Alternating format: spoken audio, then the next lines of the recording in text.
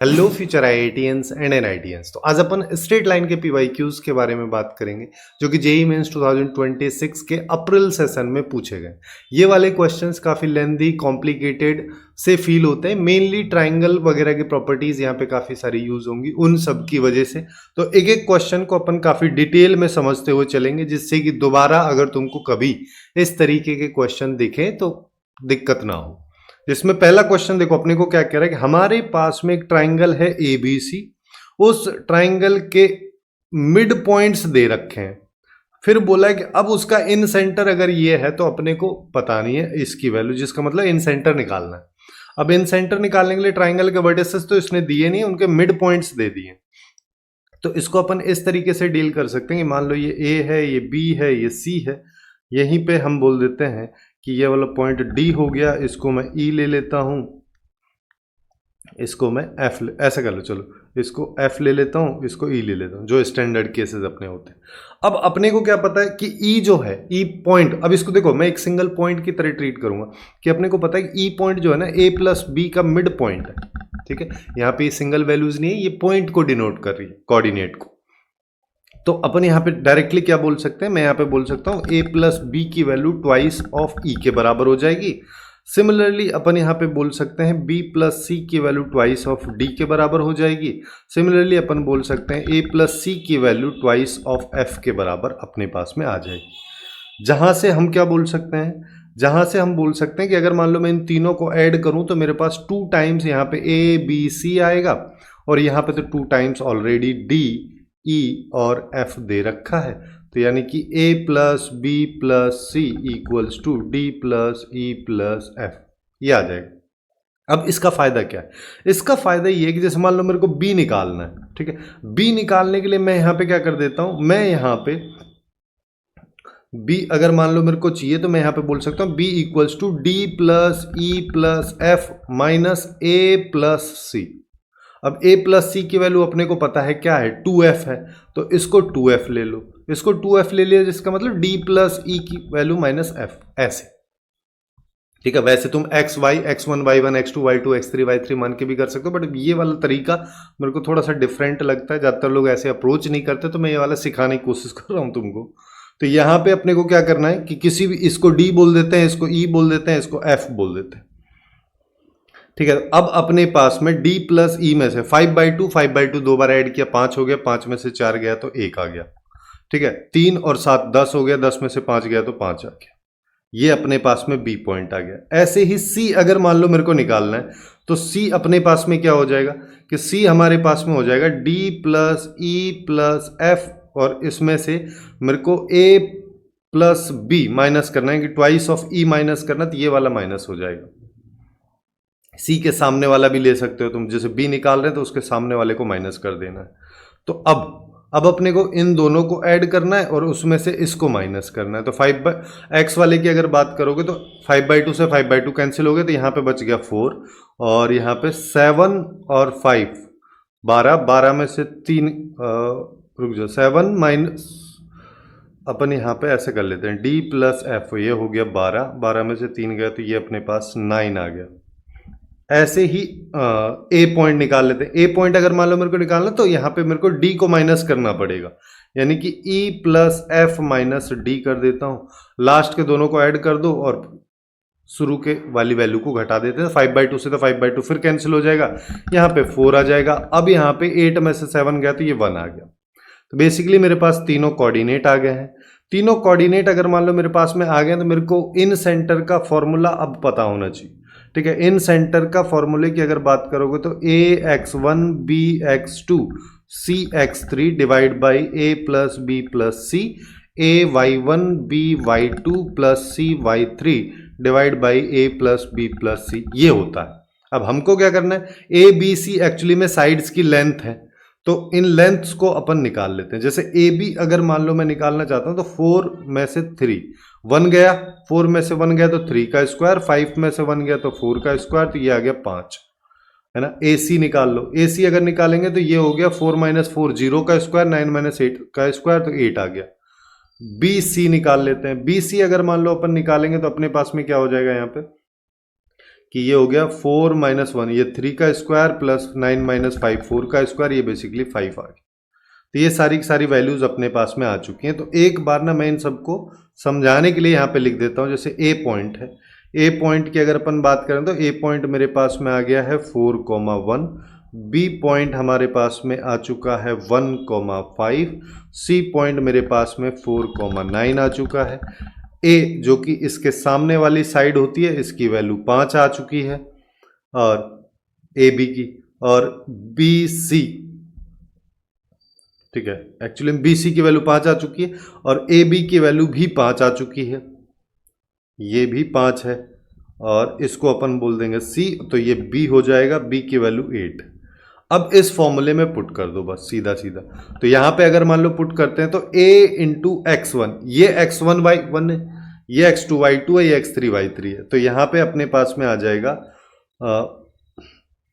4 into 5 हो गया, यानी कि ये बेसिकली 20 हो जाएगा, और फिर 5 इंटू 1 हो गया, तो ये अपने पास में 5 इंटू 8 अपने पास में हो जाए 1 इंटू, देखो b x2 ये आ जाएगा, तो ये बेसिकली 8 आ गया, फिर c और x3 5 और 4 ये 20 हो जाएगा, divide by a plus B plus C, ये हो जाएगा 18।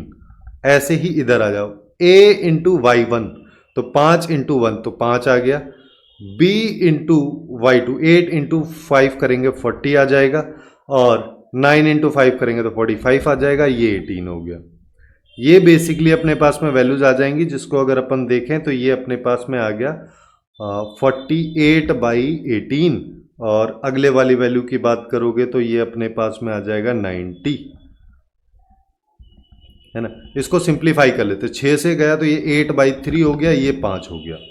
ये बेसिकली अपने पास में h और k की वैल्यूज आ चुकी हैं, इनको पुट कर दो। अगर h 8/3 है तो 3h की वैल्यू 8 हो गई और k की वैल्यू 5 है, दोनों का सम 13 हो जाएगा, और ये इसका आंसर आ जाएगा, जो कि अपने को सी ऑप्शन में दे रखा। ऐसे इसको अपन सॉल्व कर सकते हैं। अब आते हैं नेक्स्ट क्वेश्चन पे। नेक्स्ट क्वेश्चन अपन से क्या कह रहा है कि हमारे पास में मान लेते हैं एक ए बी सी ट्राइंगल का जो वर्टेक्स है ए, वो 1,2 दे रखा है, फिर मिड पॉइंट दिया है ए बी साइड का, फिर क्या कह रहा है इस ट्राइंगल का सेंट्रॉइड ये है, सरकम सेंटर ये है, तो ये बताना है, यानी कि सरकम सेंटर निकालना। ठीक है, सरकम सेंटर के लिए अपने को सारी सारी साइड्स वर्टिसेस के अपन यहाँ पे वर्टिसेस पता होनी चाहिए, तो वर्टिसेस अपन निकाल लेते हैं। यानी कि जैसे मान लो मैं इसको ए बी सी बोल देता हूँ, तो ए हो गया 1,2, बी अपने को नहीं पता है, सी भी हमको नहीं पता है, लेकिन हमको यहाँ पे ये वाला पॉइंट पता है। ठीक है, इसको ई पॉइंट अपन बोल देते हैं, जो कि 5,-1 है। अब अपने को पता है कि अगर मैं इसका कोऑर्डिनेट अल्फा छोड़ो x, y अगर लेता हूं तो x प्लस 1 इक्वल्स, देखो यहाँ पे क्या होता है x प्लस 1/2 इक्वल्स टू 5, तो यहाँ से x की वैल्यू 9 आ गई, और y plus 2 divide by 2 equals to -2, तो y की वैल्यू अपने पास में यहाँ पे जो है वो आ जाएगी -2 -4, यानी कि ये वाला जो कोऑर्डिनेट है 9, -4 मेरे पास आ चुका है। फिर अपने को और क्या पता है, इसको मैं हटा देता हूं। फिर हमको यहाँ पे पता है g सेंट्रॉइड, 3,4 है। अब इसको x, y ले लो, तो एक्चुअली में सेंट्रॉइड क्या होता है, तीनों कोऑर्डिनेट्स का एवरेज होता है, तो यहाँ पे बोल देंगे x plus 1 plus 9/3 equal to 3, तो यहाँ पे x की वैल्यू -1 आ जाएगी। ठीक है, और ऐसे ही अपने पास में यहाँ पे आ जाएगा y plus 2 -4 divide by 3 equals to 4, 12, और तो y की वैल्यू हमारे पास में यहाँ पे 14 आ जाएगी। ठीक है, तो बेसिकली मेरे पास ये वाला कोऑर्डिनेट -1,14 आ चुका है। अब तीनों कोऑर्डिनेट हमारे पास में आ चुके हैं। अब हमको क्या करना है, हमको यहाँ पे चाहिए सरकम सेंटर। सरकम सेंटर क्या होता है, जो साइड्स होती हैं उनके परपेंडिकुलर बाइसेक्टर्स हम लेते हैं। जैसे अगर मान लो मैं यहाँ पे लेता हूँ, इसको अगर मैं हटा देता हूँ क्योंकि अब यूज़ नहीं है, तो इसको ले लेता हूँ, ये परपेंडिकुलर बाइसेक्टर हो गया, ये डी पॉइंट है। ऐसे ही एक और परपेंडिकुलर बाइसेक्टर मैं इधर से ले लेता हूं, चलो इसको एफ बोल देते हैं। चाहते तो अपन ई वाला भी ले सकते थे, बट ठीक है। अब अपने को इस लाइन की कोई, देखो डी जो है परपेंडिकुलर बाइसेक्टर, तो मिड पॉइंट है, तो 9 - 1 यानी कि 8 डिवाइड बाई 2 यानी कि 4 आ गया, और 14 - 4 यानी कि 10 डिवाइड बाई 2 यानी कि 5, ये है पॉइंट। अब अगर मैं BC लाइन, देखो मेरे को इस परपेंडिकुलर बाइसेक्टर फर्स्ट की इक्वेशन चाहिए, जिसके लिए मेरे को किसी भी लाइन की इक्वेशन के लिए दो चीज चाहिए रहती है, उस पर लाई करने वाला एक पॉइंट और स्लोप। स्लोप हम पॉइंट हमको मिल चुका है, स्लोप चाहिए। स्लोप के लिए मैं BC लाइन का स्लोप निकाल लेता हूं, क्योंकि BC लाइन और ये परपेंडिकुलर बाइसेक्टर वाली लाइन एक दूसरे के परपेंडिकुलर, तो उसका स्लोप आसानी से आ जाएगा। तो इसका स्लोप क्या आ जाएगा, यह आ जाएगा 14 + 4 डिवाइड बाई -1 - 9, तो ये हो गया 18/10, वो भी माइनस का, जिसको अपन लिख सकते हैं -9/5। तो परपेंडिकुलर बाइसेक्टर वाली 1 वाली जो लाइन है, इसका स्लोप 5/9 आ जाएगा, क्योंकि m1 × m2 = -1 होता है। अब ये अगर आ गया तो इसका इक्वेशन भी लिख देते हैं। इसका इक्वेशन अपन लिखेंगे तो क्या आ जाएगा, y - y1 = m × x - this। तो यानी कि y की वैल्यू 5 + 5 9/x -20/9, ये आ जाएगा हमारे पास। ठीक है, ऐसे ही मैं दूसरी वाली लाइन ले लेता हूं। दूसरी वाली लाइन के लिए मेरे को स्लोप चाहिए of AC line. AC line का अगर मान लो स्लोप निकालो तो 14 - 2 कर देते हैं, और हमारे पास में यहाँ पे -1 आ जाएगा, -1 तो ये आ गया 12 - 2, तो ये -6 आ गया। तो परपेंडिकुलर बाइसेक्टर नंबर 2, उसका स्लोप 1/6 आ जाएगा। उस पर लाई करने वाले पॉइंट अपने को पता नहीं है, तो इस पॉइंट को निकाल लेते हैं। मिड पॉइंट होता है -1 + 1 0 हो गया, डिवाइड बाई 2 करोगे तो 0 ही रहेगा। 14 + 2 16 हो गया, डिवाइड बाई 2 करोगे तो 8 है, 0,8। तो ये हो जाएगी इसकी इक्वेशन, y - 8 = 1/6 × x - 0। तो y = 8 + x/6। अब एक तो इक्वेशन ये वाली उठा लेता हूं, क्योंकि मेरे को इन दोनों लाइंस का पॉइंट ऑफ इंटरसेक्शन ही चाहिए। एक ये वाली उठा लेता हूं, दोनों को अब हम सॉल्व कर लेते हैं। दोनों को जब हम सॉल्व करेंगे तो y की वैल्यू इक्वेट कर दो, यानी कि बेसिकली मेरे पास में यहां पे क्या आ जाएगा कि 5 + 5x/9 - 20/9 = 8 + x/6 आ जाएगा। ठीक है, अब ये अगर मान लो मेरे पास में आ गया तो इसको उधर ले जाते हैं, 8 को इधर ले आते हैं। तो अगर अपन ऐसा करते हैं तो यहां पे बच जाएगा -3 - 20 ये, और ये हो जाएगा x/6 - 5x - 9, ये आ गया। ठीक है, अब हम यहां पे क्या करें, यहां पे अगर देखोगे तो ये आ जाएगा -9, अगर एलसीएम ले तो -27 - 20 आ जाएगा। यहां पे हम 18 एलसीएम ले लेते हैं, तो ये आ गया 3x - 5x, और ये 10x हो जाएगा। तो ये आ गया -47/9, और ये अपने पास -7x/18 मेरे पास में हो चुका है। ठीक है, जिसमें हम यहाँ पे क्या कर सकते हैं कि निपटा देते हैं। चलो इससे इसको निपटा दिया, तो और माइनस से माइनस को, तो x की वैल्यू आ गई 47 × 2 डिवाइड बाई 7। ठीक है, ये अपने पास में आ जाएगा 94/7, ये x आ गया।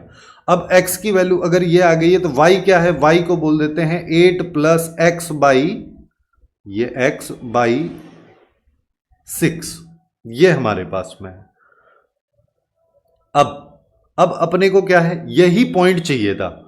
ठीक है, ये आ गया अल्फा कॉमा बीटा। अब हम क्या कर सकते हैं यहां पे, अब हमको चाहिए 21 अल्फा बीटा, ये वाली वैल्यू चाहिए। तो 21 अल्फा + 21 बीटा मैं बोल सकता हूं। तो 21 अल्फा की वैल्यू अभी हमने यहां पे निकाली, ये वाली, इसको ले लेते हैं, यह आ जाएगा 94/7 + 21। बीटा की वैल्यू यहां से देख लो, बीटा की वैल्यू यहां से अगर देखोगे तो अपन इसको बोल सकते हैं 8 प्लस में, तो एक बार 8 से मल्टीप्लाई, एक बार 8 के बाद वाली जो वैल्यू है, यानी कि 94/7 × 1/6, इससे। अब देखो ये इससे गया 3, है ना, 3 से अगर मान लो इसको सिंप्लीफाई किया तो ये आ गया 282। यहां पे देखोगे तो ये अपने पास में आ जाएगा 8 और 16 168, ये वाली वैल्यू। इसकी बात करोगे तो ये इससे गया 2 इससे जाएगा 47, तो ये 47 आ जाएगा। बस सबको ऐड कर दो, तो ये अपने पास में यहां पर 7 आ गया, और ये 9 हो जाएगा, ये 497 आ जाएगा, जो कि अपने को सी ऑप्शन में दे रखा है। तो ये फाइनली इसका करेक्ट आंसर अपने पास हो जाएगा। अब आते हैं नेक्स्ट क्वेश्चन। नेक्स्ट क्वेश्चन हमसे क्या कह रहा है कि हमारे पास L1 एक लाइन है, ये वाली, जो कि बेसिकली x = -3 वाली लाइन है। फिर कह रहा है L2 एक लाइन है, ये वाली, L3 ये लाइन है। ये L2 और L3 L1 को A और B पॉइंट पे इंटरसेक्ट करती हैं। ठीक है। फिर उसके बाद में अपने को एक बाइसेक्टर लेना है ऑब्ट्यूस एंगल वाला, और वो bisector L1 L2 sorry L2 L3 line का लेना है, और वो बाइसेक्टर L1 लाइन को C पॉइंट पे इंटरसेक्ट करता है। तो ये बताना है। अल्टीमेटली ये सारी चीजों को ही अपने को अप्लाई करके BCAC की वैल्यूज निकालनी है, जिसके लिए हम यहाँ पे क्या कर सकते हैं, सबसे सिंपल अप्रोच अपना कि मैंने इस तरीके से ले लिया, और इसमें मेरे को यहाँ पे पता चल रहा है, पहले इन दोनों लाइंस को उठा लो कि एक लाइन तो मेरे पास में y इक्वल टू एक्स वाली है, इसको अपन L2 बोल देते हैं। एक y इक्वल टू, ये तो y इक्वल टू एक्स वाली लाइन है। एक है y इक्वल टू -3x वाली लाइन जो कि यहाँ से जाएगी, इसको हम L3 बोल देते हैं। फिर हमारे पास एक और लाइन है ये वाली L1, ये x इक्वल टू -3 वाली लाइन है, ये यहाँ से पास होगी। अब ये अगर यहाँ से पास हो रही तो इन कोऑर्डिनेट्स को ले लो, ये a और b है, ठीक है। a पॉइंट जो है वो L2 पे है और b L3 पे। अब x इक्वल टू -3 अगर मान लो मैं इसमें पुट कर देता हूं तो इसके बाद इसकी वैल्यू अपने पास में यहां पे क्या आ जाएगी, तो ये अपने पास देखो ये आ जाएगा -3,9, क्योंकि इस नीचे वाले पुट करोगे तो ऊपर जाएगी वो वैल्यू, और इसमें पुट करोगे तो ये -3,-3। a और b पॉइंट अपने पास आ चुके हैं। अब हमको चाहिए क्या, हमको चाहिए यहां पे एंगल बाइसेक्टर वाली इक्वेशन, ठीक है। एंगल बाइसेक्टर के लिए अपने को क्या पता है, एंगल बाइसेक्टर अगर मान लो अपन निकालते हैं तो वो होता है ax1 by1 plus c1 divide by root of a square plus b square. अगर हम दो लाइन ले रहे हैं तो यहाँ पे अपने को क्या करना पड़ेगा, इसको a1 b1 c1 लेना पड़ेगा, ये a1 b1 हो गया, ये plus minus equals to a2x plus b2y plus c2 divide by square root of a2 का स्क्वायर प्लस b2 का स्क्वायर, ये होता है। एक प्लस के साथ लेते हो तो ऑब्ट्यूस आता है, माइनस के साथ लेते हो तो एक्यूट आता है। ये डिपेंड करता है a1 b1 a2 b2 की वैल्यूज पे, जिसके लिए अगर मान लो मैं पहली लाइन इसको देख रहा हूं, दूसरी लाइन इसको देख रहा हूं, तो a1 की वैल्यू मेरे पास 1 आ गई है, b1 की वैल्यू मेरे पास -1 आ गई है, a2 की वैल्यू 3 है और b2 की वैल्यू 1 है, जिससे हम बोल सकते हैं कि a1 a2 plus b1 b2 के एडिशन की वैल्यू अगर ग्रेटर देन 0 है तो वो प्लस साइन के साथ जब मैं इसको लूंगा तो मेरे पास में एक्चुअली में ऑब्ट्यूस एंगल की इक्वेशन आएगी, ऑब्ट्यूस एंगल बाइसेक्टर वाली लाइन की। तो यहां पे अगर अपन देखें तो ये a1 a2 को अगर मल्टीप्लाई किया 3 हो गया, ये -1 हो गया, यानी कि 2 आ गया, ग्रेटर देन 0 है, दैट मीन्स पॉजिटिव वाली अपने को लेनी है, उसी के साथ में ऑब्ट्यूस एंगल की इक्वेशन आ जाएगी। तो अब हम यहाँ पे क्या कर सकते हैं कि पहली वाली लाइन को यहाँ पे लिख दिया, यहाँ पे √2 आ गया, यहाँ प्लस साइन लेना है, दूसरी वाली लाइन को यहाँ पे लिख दिया, इसके नीचे 3 का स्क्वायर प्लस 1 का स्क्वायर, यानी कि ये हो गया 10, ये हमारे पास में आ गया। अब यहां से इससे इसको निपटाओगे तो ये √5 आ जाएगा, तो यानी कि √5 into x minus y actually में 3x प्लस वाई के बराबर मेरे पास आ रहा है, जिसको हम ऐसे भी लिख सकते हैं कि ये टेक्निकली लिखा हुआ है, सबको उधर ले जाओ, यानी कि 3 माइनस √5x के साथ में आ गया और 1 प्लस √5 y के साथ आ गया इक्वल टू 0। ये वाली लाइन है हमारे पास, ठीक है। ये ऑब्ट्यूस एंगल बाइसेक्टर वाली इक्वेशन की लाइन है। अब क्या कह रहा है कि ये जो लाइन है ना, ये एक्चुअली में L1 लाइन को C पॉइंट पे कट करती है। अब हम इसको बनाएंगे नहीं, C पॉइंट पे अगर कट कर रही है L1 लाइन को, तो L1 तो x इक्वल टू -3 है, तो -3 तो आएगा ही आएगा। अब y कोऑर्डिनेट क्या आएगा, y कोऑर्डिनेट की वैल्यू यहां से निकाल लो कि यहां पे अगर मैं x इक्वल टू -3 रख देता हूं तो ये अपने पास में -3 इंटू 3 प्लस 3√5, ये तो लेफ्ट में ये वाले आ जाएगी। उसकी बात करोगे तो ये वाली वैल्यू अपने पास -1 प्लस √5 डिवाइड बाई पाई आ जाएगा। इसको अगर अपन देखें तो हमारे पास में ये वाली जो वैल्यू है ये एक्चुअली में आ जाएगी,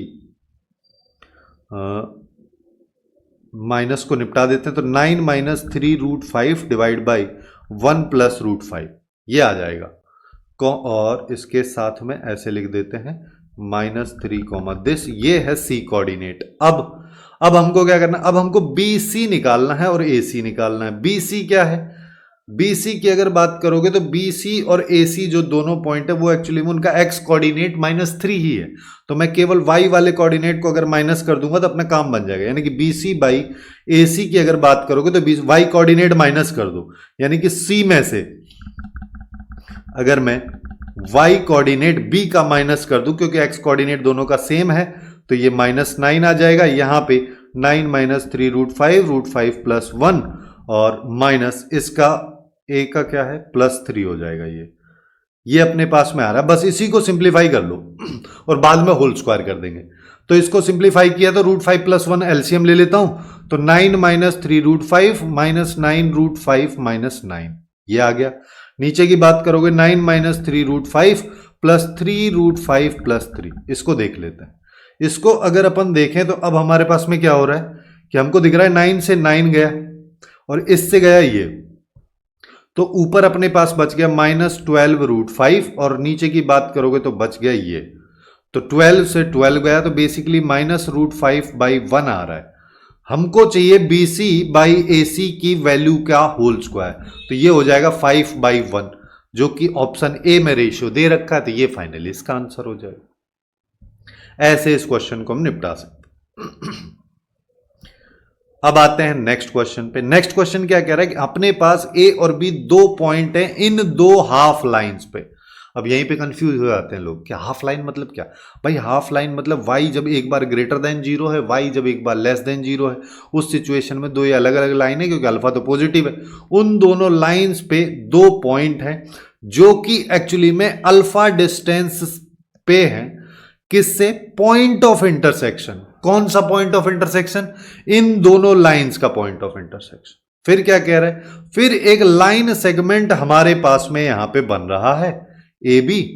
ये एक्चुअली में एंगल बाइसेक्टर जो हाफ लाइंस का है उनको Q पॉइंट पे मिलता है, तो PQ की वैल्यू ये है। रेडियस जो सर्कम सर्किल है PAB, उसका अगर मैं कैपिटल R रेडियस ले लेता हूं तो ये बताना है, यानी कि ये सारी की सारी वैल्यूज अपने को निकालनी है। जिसके लिए हम यहां पे क्या कर सकते हैं, सबसे पहला केस कि y जब ग्रेटर देन इक्वल टू 0 है तो x minus √3y equals to alpha, और y जब लेस देन 0 है तो ये x plus √3y equals to alpha. ये है। अब इन दोनों के बेसिस पे अगर मान लो मैं ज्योमेट्रिकली इन दोनों लाइंस को ड्रॉ करता हूं, तो अब सबसे पहले हम y को 0 ले लेते हैं, तो x की वैल्यू अल्फा आएगी दोनों इक्वेशंस में, यानी कि अल्फा कॉमा 0 मेरे पास में एक ऐसा पॉइंट है जहां से दोनों लाइन पास हो रही हैं। इन दोनों लाइंस को पास करा देते हैं हम कि भाई एक लाइन तो कुछ ऐसे बनेगी, एक लाइन ऐसे बनेगी। पहले वाली लाइन की अगर बात करोगे तो पहले वाली लाइन तो कुछ आएगी नहीं, है ना, सॉरी पहले कुछ आएगी नहीं से मतलब नहीं है कि बेसिकली अपने पास में दोनों लाइंस हैं। अगर मैं यहां पे बात करूं तो मेरे पास में ये वाली जो लाइन है ये x minus √3y equals to alpha है। क्यों है?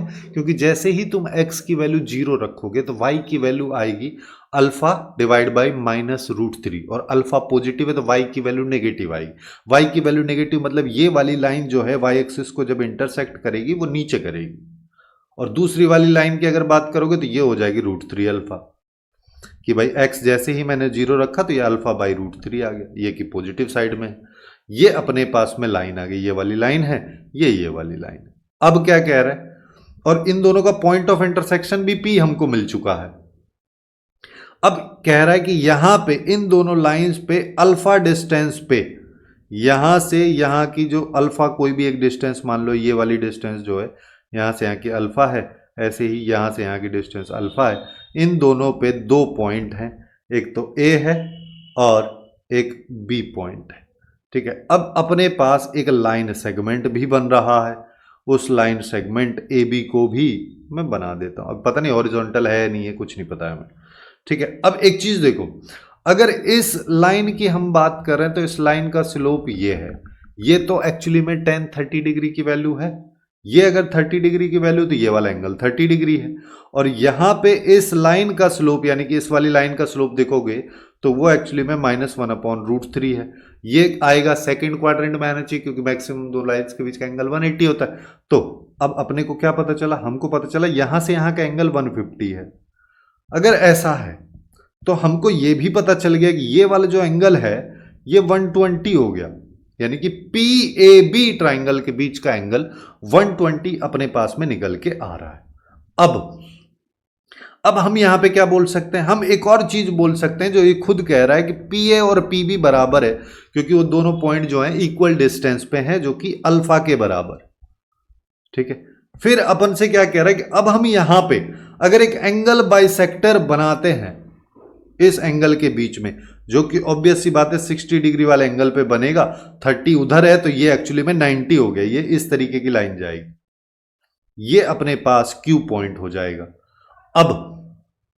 अब हम यहां पे क्या बोल सकते हैं कि ये टोटल एंगल 160 है, सॉरी 120 है।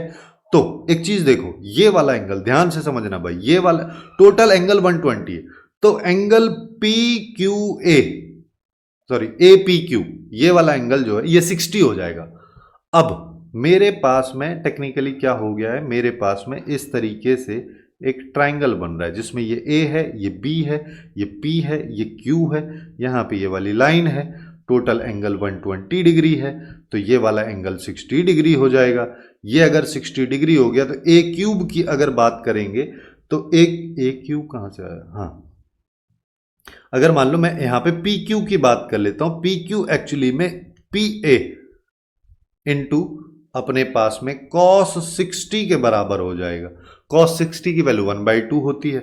PA अपने को पता है PA PB सब बराबर है अल्फा के, तो ये बेसिकली अल्फा/2 हो जाएगा PQ अपने पास में।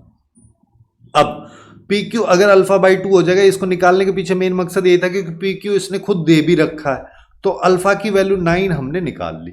अब और आगे आते हैं कि अब अगर मान लो मैं AQ की बात करूं तो AQ और BQ दोनों वैल्यूज बराबर होंगी, क्योंकि ये वाली साइड ये वाली साइड्स बराबर है, इनके एंगल बराबर है, तो ये अपने पास में सिनेरियो निकल के आ रहा है। यानी कि AB अगर मान लो मेरे को निकालना है तो मैं 2 टाइम्स AQ कर सकता हूं।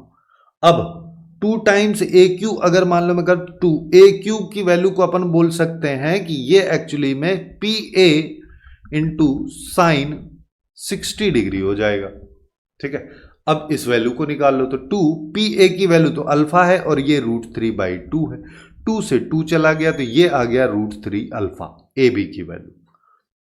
अब अपने को सरकम रेडियस यानी कि R की अगर मैं बात करूं तो उसका एक फॉर्मूला ये भी होता है कि एक साइड ले लो, जैसे कि मैंने AB ले ली, 2 टाइम्स उसके सामने वाला एंगल यानी कि APB ले लेते। अपने को पता है ये वाला एंगल 120 डिग्री है, तो बस इसी का यूज कर लेते हैं कि ये √3 अल्फा हो गया। नीचे की बात अगर मान लो मैं यहां पे करता हूं तो ये आ जाएगा 2 इंटू हमारे पास में साइन 120 डिग्री, 120 डिग्री की वैल्यू √3/2 होती है, तो √3 अल्फा 2 इंटू √3/2, इससे ये गया, √3 से √3 गया, तो R और अल्फा दोनों बराबर आ गए। अब R और अल्फा अगर दोनों बराबर है तो इसको पूछ रहा है तो बेसिकली अल्फा ही पूछ रहा है, क्योंकि एक अल्फा तो R से कैंसिल हो जाएगा, तो अल्फा की वैल्यू तो हमको पता है 9 है, तो हम यहीं पे कर देंगे इसको खत्म कि 9 इसका करेक्ट आंसर हो जाएगा। ऐसे इस क्वेश्चन को हम अप्रोच कर सकते हैं।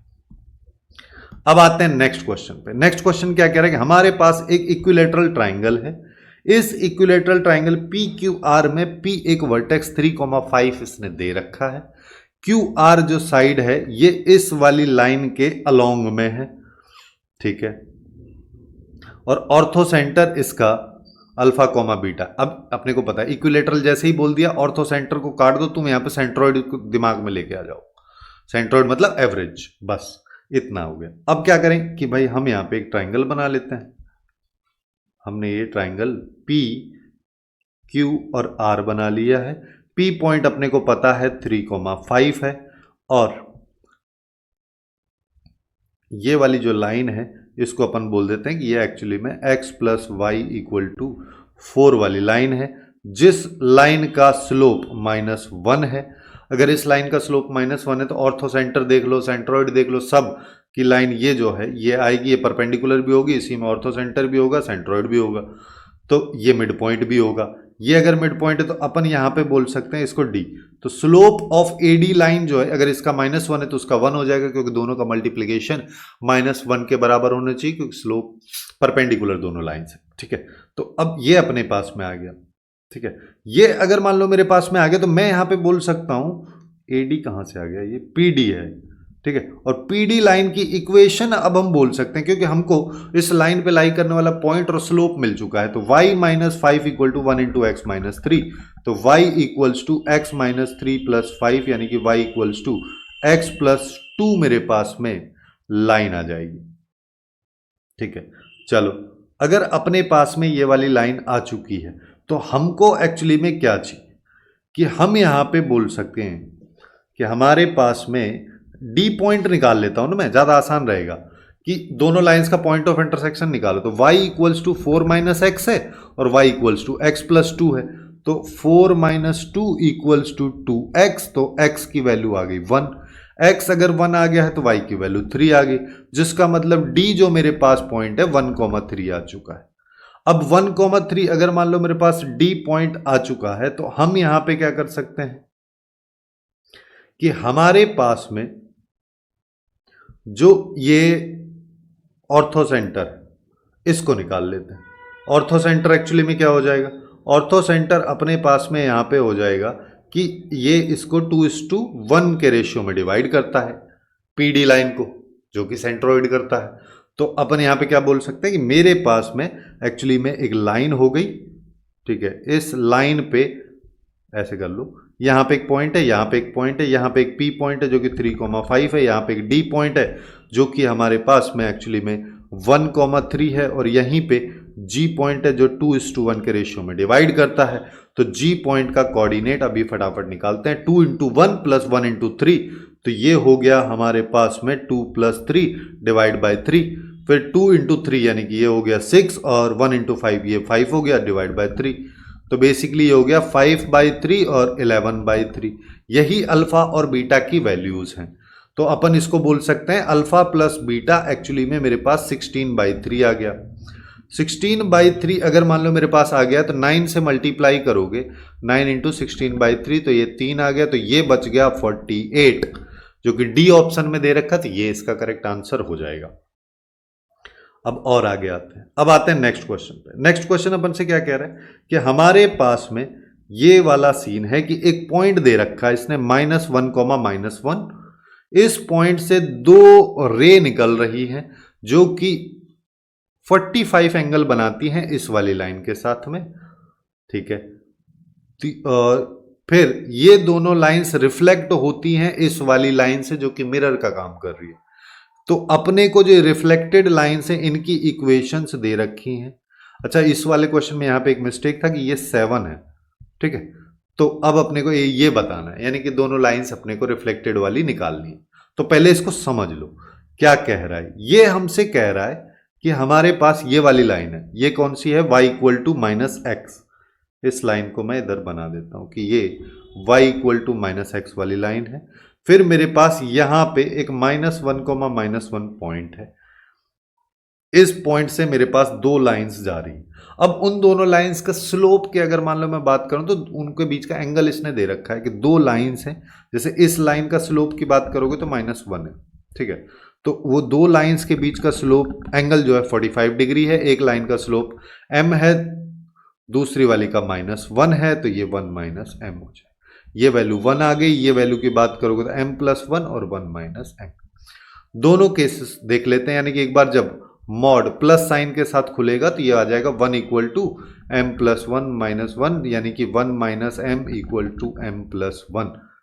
तो हम यहां पे बोल सकते हैं कि 2m इक्वल टू 0 हो गया, यानी कि m की वैल्यू 0। एक तो हॉरिजॉन्टल लाइन हो गई। एक बार जब तुम माइनस साइन के साथ खोलोगे तो फिर क्या आएगा, तो फिर यहां पे आ जाएगा 1 - m इक्वल्स टू -m-1। मैं बेसिकली इसी वाली वैल्यू को -1 से मल्टीप्लाई कर दिया हूं, जिससे अपन देख पा रहे हैं कि -1 से -m से -m गया, 1 इक्वल टू -m1 हो गया। ऐसा तो कभी होता ही नहीं है, जिसका मतलब इस सिचुएशन में स्लोप जो है वो अपने पास में इन्फिनिटी होगा, यानी कि परपेंडिकुलर वाली लाइन होगी। तो बेसिकली अपने पास ये जो पॉइंट है, इस पॉइंट से दो लाइन जा रही, एक लाइन ऐसी, दूसरी लाइन ऐसी, ठीक है, जिसमें इस वाली लाइन का स्लोप 0 है, इसका इन्फिनिटी हो गया। अब ये अपने पास में सिनेरियो, जिसका मतलब अब अपन क्लियरली बोल भी सकते हैं कि ये वाली जो लाइन है ये y इक्वल टू -1 वाली लाइन है, ये वाली जो लाइन है ये x इक्वल टू -1 वाली लाइन है। फिर क्या कह रहा है वो, फिर वो हमसे कह रहा है कि हमारे पास अब एक और लाइन है ये वाली, और ये लाइन मिरर का काम कर रही है। तो इस लाइन को देख लेते हैं किन किन पॉइंट से पास होती है कि x अगर मान लो मैं 0 लेता हूं, y की वैल्यू 1/2, और y अगर मान लो मैंने 0 ले लिया तो x की वैल्यू 1 हो जाएगी। तो ये 1,0 पॉइंट से पास हो रही है, यहां पे कहीं होगा, क्योंकि ये वाले पॉइंट की अगर बात करोगे तो ये वाला पॉइंट क्या हो जाएगा, ये हो जाएगा -1,1, और ये वाले पॉइंट की बात करोगे तो ये हो जाएगा -1,1। ठीक है,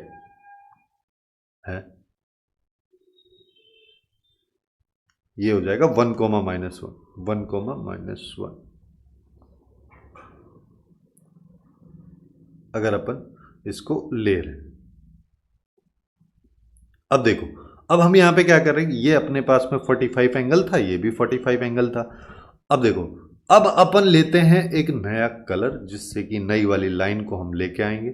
नई वाली लाइन की अगर बात करोगे ना, ये वाली लाइन, इस लाइन को अगर मान लो मैं देखता हूं तो अच्छा, ये वाली लाइन है ना -1,1 पॉइंट से पास हो रही है। इस पॉइंट को अगर मान लो मैं यहां पे देख रहा हूं तो सेटिस्फाई इसमें कर रहा है ना। तो अब अपन ना ऐसे कर लेते हैं, इस लाइन में ना 0 छोड़ो, x की वैल्यू -1 जब मैं ले रहा हूं तो y की वैल्यू क्या आ रही है, तो y की वैल्यू अपने पास 1 आ जाएगी। जब y की वैल्यू मैंने -1 लिया तो अब मेरे पास में x की वैल्यू 3 आ जाए, यानी कि 3, -1 और -1,1 पॉइंट से पास हो रही है ये वाली लाइन। तो अगर अपन देखेंगे तो -1,1 तो ये वाला पॉइंट हो गया, और 3, ये यहां पे ऐसे चल रही है, ये है 3, ऐसे पास हो रहा है। अब देखो, अब अगर ये दोनों लाइन इस नई वाली लाइन के रिस्पेक्ट में रिफ्लेक्ट हो रही हैं तो मेरे को उनकी इक्वेशन चाहिए। अब यहीं पे दिमाग लगाना है अपने को, क्या कि अगर मेरे को उनकी इक्वेशन चाहिए तो क्या मैं ऐसा नहीं कर सकता कि ये वाला जो पॉइंट है, इस पॉइंट का इस वाली जो नई वाली लाइन है इसके अबाउट में मिरर इमेज देख लेता हूं यहां पे, और वो जो मिरर इमेज आएगी उस पॉइंट से इस पॉइंट को ज्वाइन करते हुए जो लाइन जाएगी वही इस वाली लाइन की रिफ्लेक्टेड लाइन है, और इस पॉइंट को और इस पॉइंट को ज्वाइन करते हुए जो लाइन जाएगी वो इसकी रिफ्लेक्टेड वाली लाइन है। बस यही करना है हमको। तो हम यहां पे सबसे पहले मिरर इमेज ले लेते हैं। मिरर इमेज का फॉर्मूला पता होना चाहिए, x - x1/a equals to y - y1/b equals to -2 times a x1 + b y1 + c divide by a² + b² होता है, जहां पे a और b ये सब यहां से लिए जाते हैं। तो अब देखो, हम यहां पे क्या कर सकते हैं, पॉइंट हमारे पास में ये है तो ये आ जाएगा x - -1, तो ये x + 1, और a यहां पे x का कोफिशिएंट है तो ये 1 आ गया। फिर y + 1 हो जाएगा, और यहां पे अब 2 आ जाएगा, यहां -2 आ जाएगा।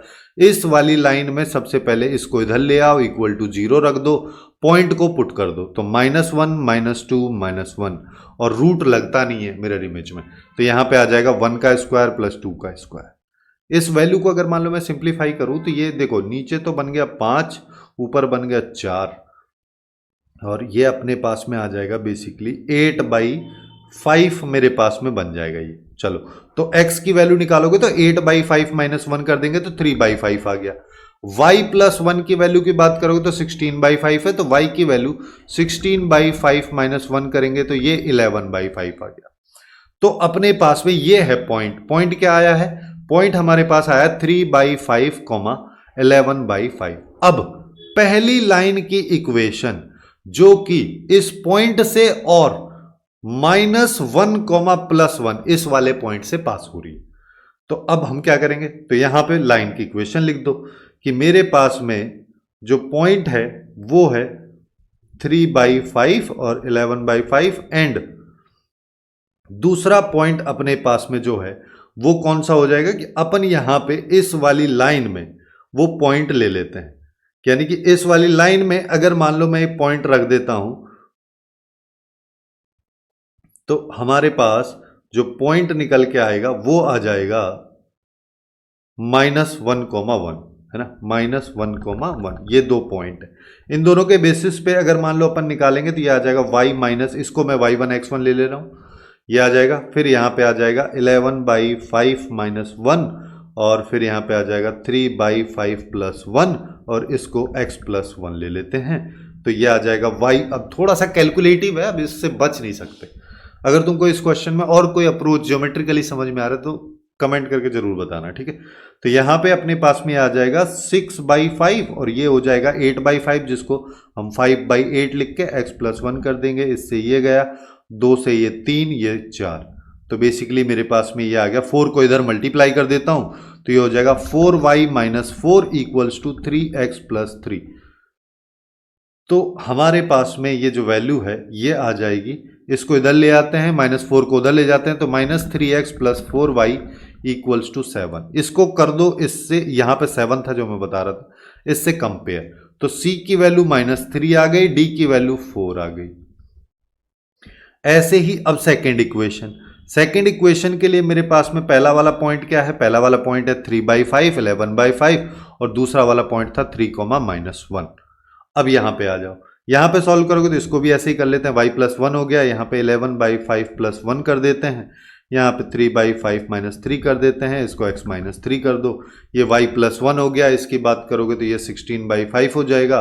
इसकी बात करोगे तो 15 माइनस 3 तो -12, तो माइनस यहाँ पे लगा देता हूँ, 5/12 इसको लिख देता हूँ, ये x माइनस 3। इससे ये गया 4 से 4, 4 से 3, 3 को इधर मल्टीप्लाई कर दो 3y प्लस 3, -4 को इधर मल्टीप्लाई कर दो -4x प्लस 12 हो गया। तो 4x को इधर ले आओ प्लस 3y, 3 को उधर ले जाओ, ये 9 आ गया। ये वाली इक्वेशन आ गई जहां से a की वैल्यू 4, b की वैल्यू 3। अब a इंटू डी, d की वैल्यू क्या है? d की वैल्यू 4 है तो ये आ गया 4 का स्क्वायर माइनस 3 का स्क्वायर आ जाएगा, यानी कि 16 माइनस 9, यानी कि बच गया हमारे पास 7, जो कि इस क्वेश्चन का आंसर हो जाएगा। काफी अच्छा क्वेश्चन है, काफी लेंदी सा भी ये हो गया है। अब आते हैं नेक्स्ट वाले क्वेश्चन पे। नेक्स्ट वाले क्वेश्चन में अपन से क्या कह रहे हैं? हमारे पास एक स्ट्रेट लाइन है जिसको ड्रॉ किया जाता है एक पॉइंट ऑफ इंटरसेक्शन से, जो कि इस और इस लाइन के बीच का है, और ये लाइन कोऑर्डिनेट एक्सिस को P और Q पॉइंट पे मिलती है। तो P और Q के मिड पॉइंट का लोकस बताना है। अब देखो, सबसे पहले तो पॉइंट ऑफ इंटरसेक्शन निकाले। तो पॉइंट ऑफ इंटरसेक्शन निकालने के लिए अपने को दिख रहा है अलग अलग कोफिशिएंट है, तो मैं पहले वाली इक्वेशन को मल्टीप्लाई कर देता हूं 4 से, तो ये हो जाएगा 16x। हमारे पास ऐसे कर लो, चलो 3 से कर लो, ज्यादा सही है।